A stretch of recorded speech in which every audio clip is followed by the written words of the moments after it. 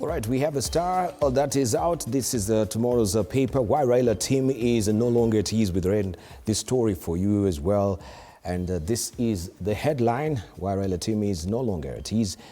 And we have here recent political blunders, mysterious abductions and extrajudicial executions have unsettled former Prime Minister Odinga's camp. This story continues on page 4 and 5 of the Star today. And this is what is making the country angry. Kariuki in ICU after medics remove bullet from head. And you can see him here.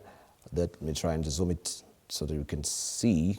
That is Rogue Cop Constable Cleansy Baraza, who shot Kariuki at close range. Boniface Kariuki, the face mask vendor at Kenyatta National Hospital. The police officer can be seen here during the Tuesday's demo. And on the sidebar there, win for smaller counties in new revenue formula. 12 smaller counties have, this is 12 smaller counties that receive minimal allocations from the equitable share have scored a major win after the Senate approved a new revenue sharing formula that includes a dedicated 4.46 billion shillings affirmative fund. Senators approved the fund in a unanimous vote last Thursday. Also, suicide leaves families in grief, trauma and stigma. What happens to the people left behind when a loved one takes their life? In the talk around mental health and suicide, there is one group whose voice is rarely heard. And also, let's just look at the teaser on top here. Also, accident, miracle babies, preacher there dies in car crash. You know the story by now. You can read all the gritty details of this also on page 3 of the Star tomorrow. That is. And I just want to also to just show you some of the editorial cartoons that will be setting the tone for our conversation. Goon police escort. And this is what we are talking about and questioning what was happening yesterday. And we have our guests already in studio with us, as well as I've mentioned, just to introduce them to hear from them as well. Right, let me hear from Dr. Fred Gola. Good evening, thank you for joining us. Thank you very much, Deban. Yes, so you've been following the events that, of course, have been unfolding during the week, and today we have had statements that we had the DIG that has been called to record a statement at the IPOA. This has been eagerly awaited by all Kenyans so far. I want just to hear from you, and looking at Boniface yesterday, what really came up and is hanging on the rafters of your mind? I think Debal yesterday was very disappointed when you see a government that is armed with goons instead of being armed with ideas and with solutions that Kenyans are seeking. Kenyans are not looking for someone to walk on the city with a rungu or with a stone. Kenyans are looking for solutions for unemployment. They're looking for solutions for healthcare. They're looking for the solutions that the government promised them. Yes. So instead of being armed with ideas, then you bring goons armed with rungus. It means as a government that actually lost focus. So when you see that a government is, we are realizing there's a police, there are goons and there are protesters, then you see the social contract between the government and the people of Kenya is being broken, and that removes the so-called legitimacy of the sitting government, and that brings a lot of questions, because legitimacy you don't get it by being elected or by getting a certificate of election. Legitimacy, you get it by serving the people and by getting the social license from the people. So the social license of people has been withdrawn. So instead of the state protecting that by bringing back the questions Kenyans are asking, now they bring goons to beat people up.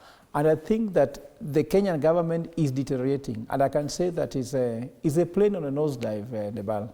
And when a plane has made its nose looking down, then there's nothing you can do. You can't do about it. So when even people are shouting half term, one term, it can even end up to be a no term now. So I realizing that what is happening in the moment is creating anarchy in the country.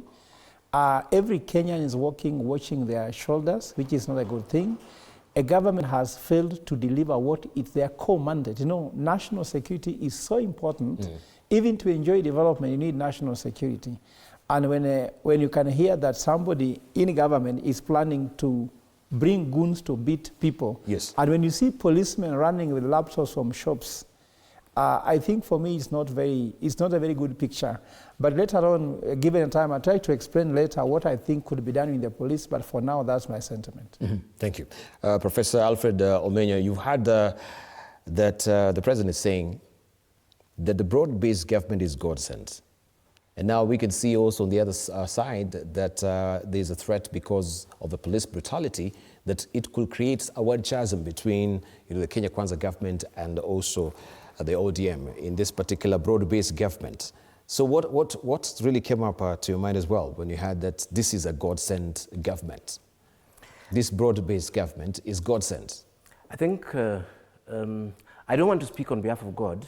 Maybe Dr. Yam might want to comment on that particular matter. We'll come to you, yes. But on a more serious note, I think ODM and the Kenya Kwanza government need to soul search.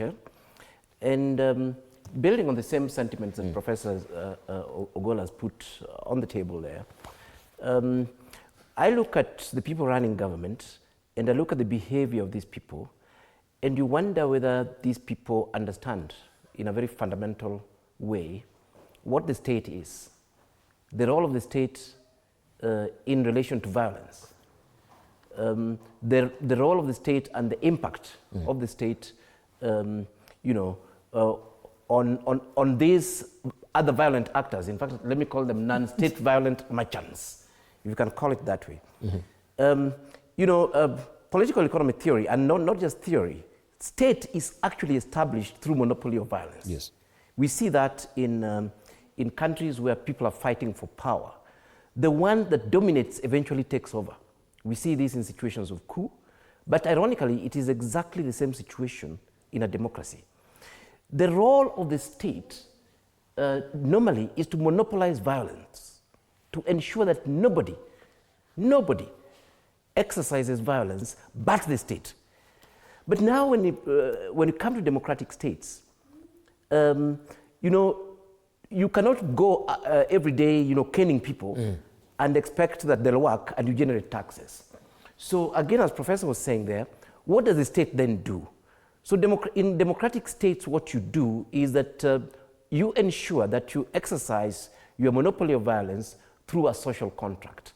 So basically, the violence is put behind the scenes and a whole lot of plethora of systems are put in place, starting with the constitution, starting with the rule of law, starting with regulation of those who can exercise violence, like police and others, ensuring that nobody else outside of the state exercise violence. I'll come back to this thesis, but as I conclude my opening remarks, when you find other actors exercising violence, it is a very dangerous sign of lack of control or weak state or even collapse of state. And we see this everywhere. If you're seeing the situation in Haiti, what's happening there? It's that the state has lost its monopoly of violence to gangs. We see this in Somalia, where warlords were able to actually in fact control violence at the expense of the state. So I find it stupid, dangerous, suicidal, that anybody who has been given the chance and the space to exercise state power would fathom and even tolerate others outside of the state exercising that power, because it erodes their own legitimacy. In fact, we can take this thing simply that, goons were escorting police, and the police were doing things there. So in the first instance, when we start from there, we are actually undermining the state, because we're not sure how far this will go to the extent that it can actually challenge the authority of the state.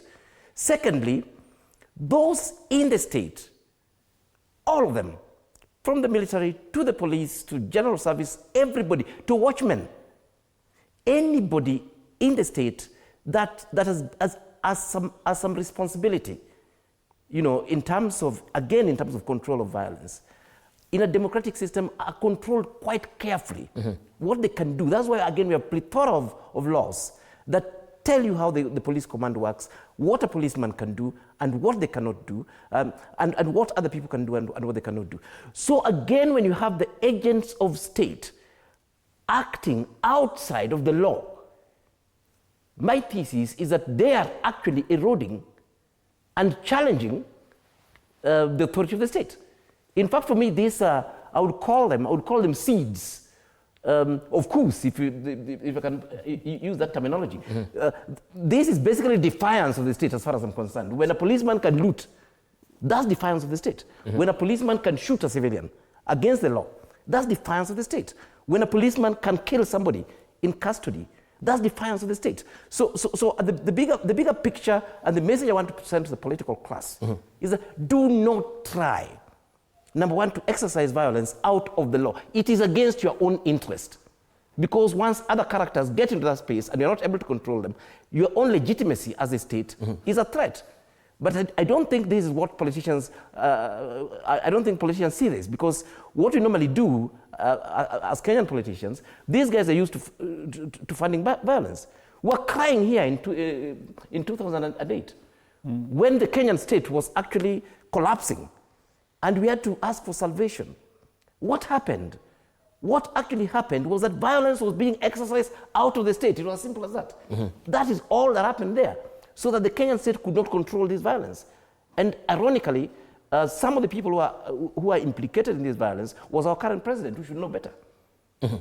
All right, let's hear from Reverend Dr. Timothy Muren Joya. Thank you for joining us as well.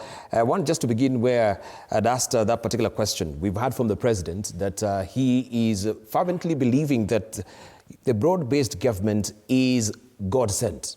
You as a clergy, how would you characterize that? I would characterize it as illegal. As illegal? Because it's not people given. People are given a mandate for governance, to rule the universe and themselves.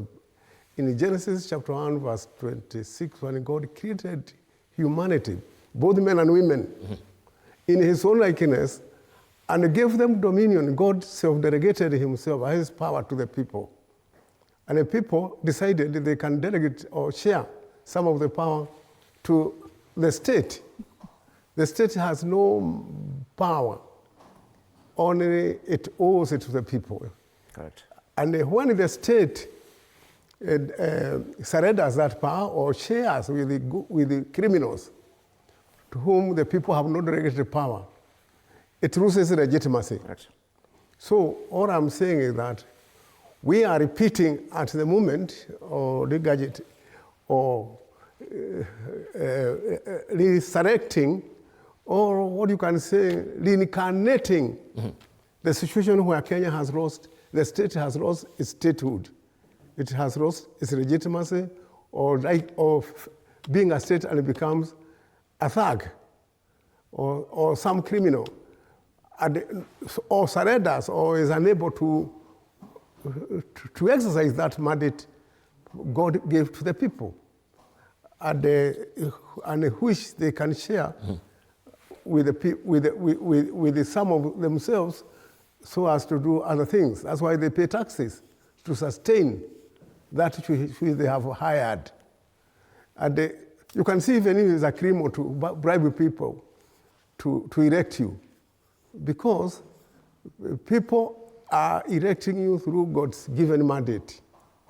But when you want to buy that mandate with the money, and you are burying it like Kidigi, going with the bags of money, you are committing sin.